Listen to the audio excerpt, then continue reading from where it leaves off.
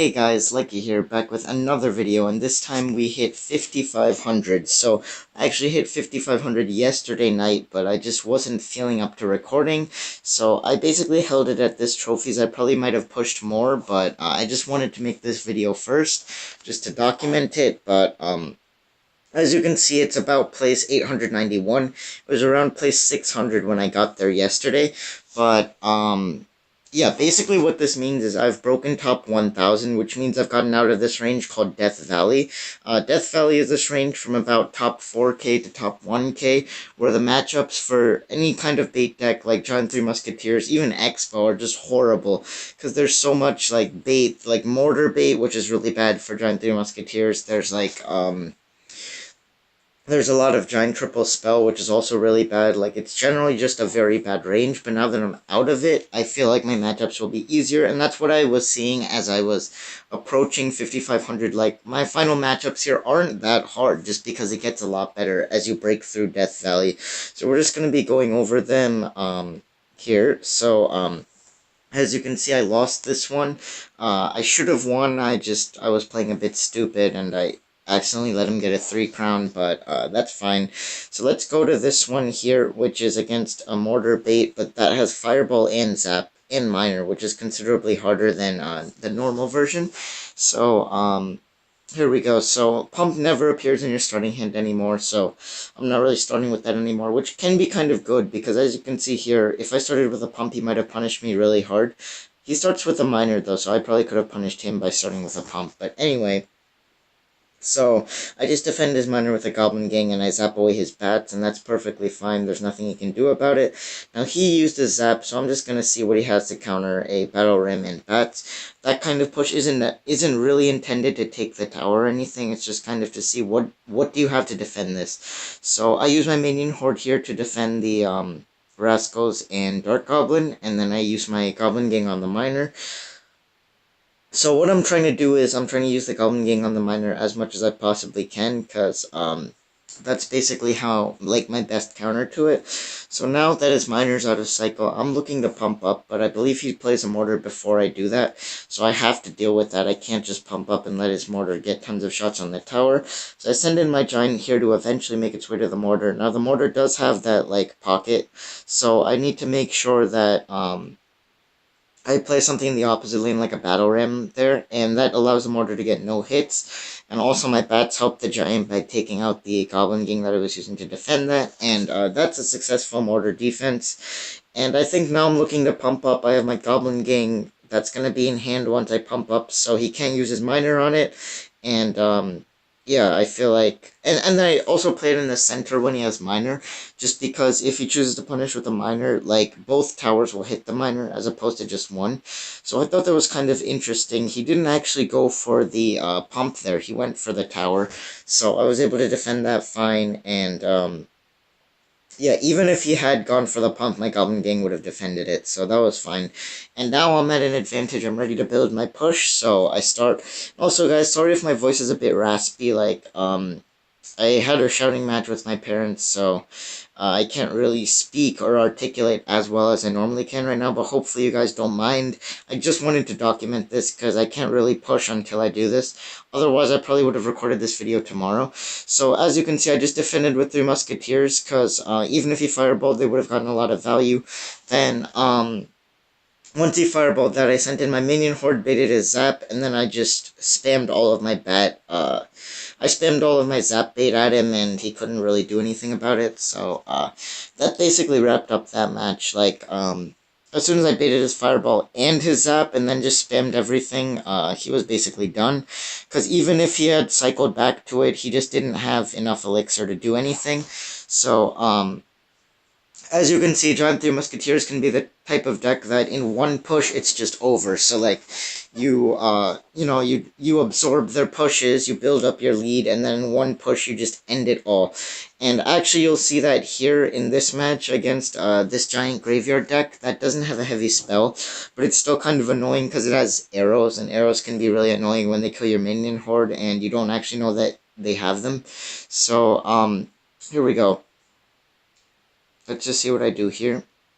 So, I zap away the Spear Goblins. And yeah, basically, so he starts up a giant in the back. I'm at a bit of a deficit. I start up my giant, and I'm just kind of trying to see what he has. I believe he plays the Inferno Dragon behind the giant, so then I try to minion horde that, not knowing that he has arrows. I don't really know what he's running at this point, so I play my minion horde, and now I see the graveyard, but it's too late. I played my minion horde, so now he's just going to arrow that, and my Goblin Gang is defending the graveyard, and it does a pretty good job of doing that. And I feel, even though I did take some damage, it was a fairly successful defense considering what he threw at me and my elixir deficit. But now I'm at a bit of a lead, so I'm getting ready to set up a pump.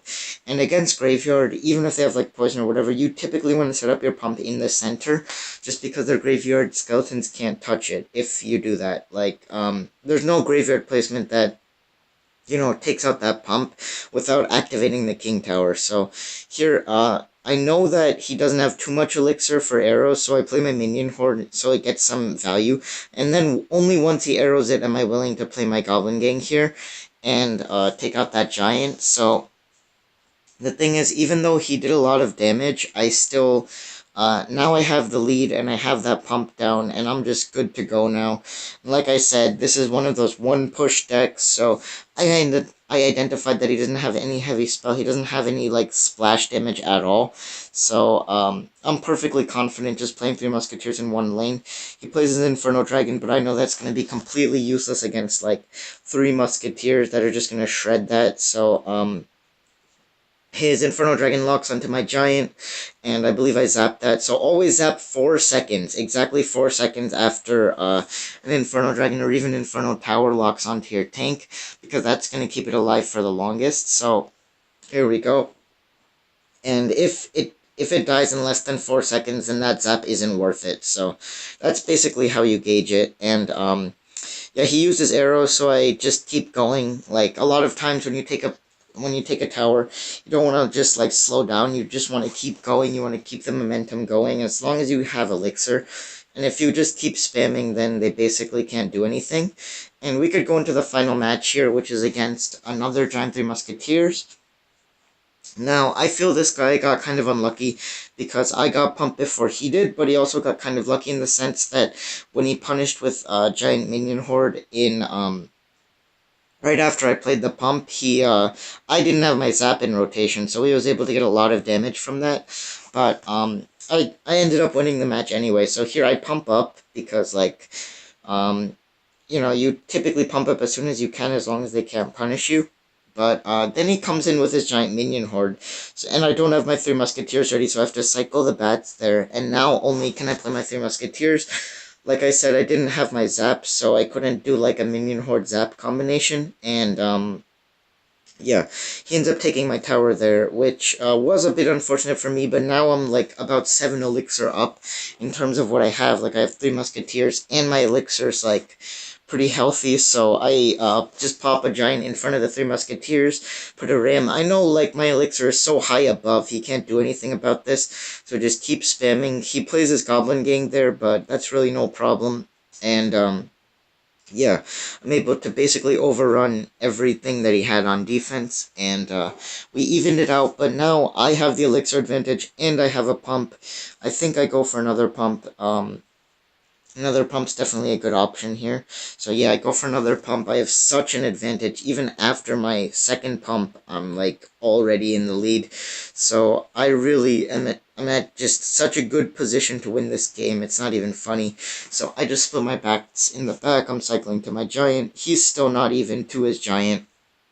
So here, he actually pumps up, so that was a really, really bad move, because when I'm this far ahead, and you just pump up, like, there's no way you're surviving this kind of a push.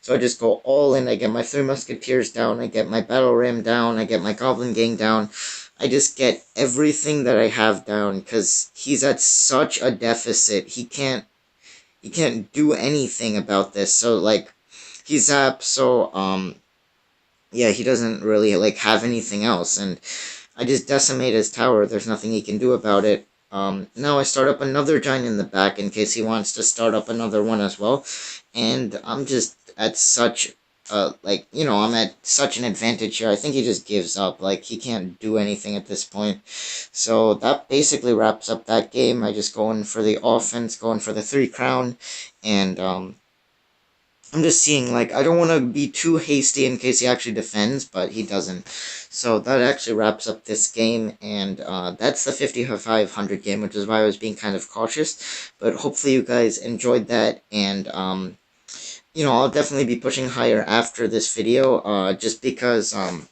you know, I was waiting till I made this video to push higher. I'll be doing that now, but hopefully you guys enjoy this video. Bye.